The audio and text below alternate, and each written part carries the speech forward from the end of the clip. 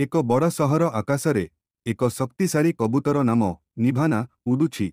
ତାଙ୍କ ଶରୀରରେ ଲାଲ କେପ୍ ଓ ବୀର ଭଳି ଭାବ। ଆକାଶରେ ସୂର୍ଯ୍ୟ ପଛରେ ତାଙ୍କର ପଛକୁ ଚମକୁଛି। बेटा, मुझे इग्नोर मत करना। अगर तू सच में मुझसे प्यार करता है तो इस वीडियो को लाइक करके चैनल को सब्सक्राइब कर देना और कमेंट में जय श्री राम लिख देना। ଏକ ଅଗ୍ନିଗ୍ରସ୍ତ ଘରଠାରେ ଧୂଆଁ ଓ ଅଗ୍ନି ଜ୍ୱଳା ଉଠୁଛି। ଦୂରରୁ ଉଡ଼ୁଥିବା ନିଭାନା ଅତ୍ୟନ୍ତ ଗମ୍ଭୀର ଭାବରେ ଦେଖୁଛି।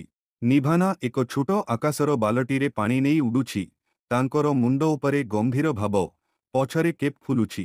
ଅଗ୍ନିରେ ଜଳୁଥିବା ଘର ଉପରେ ନିଭାନା ପାଣି ଢାଳୁଛି।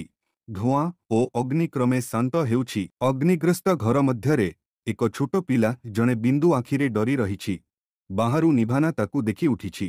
ନିଭାନା ତାଙ୍କ ପାଖରେ ଛୋଟ ପିଲାକୁ ଧରି ଉଡ଼ୁଛି। ତଳେ ଲୋକେ ତାଲି ଦେଉଛନ୍ତି। ଆକାଶରେ ତାଙ୍କର କେପ୍ ଫୁଲୁଛି।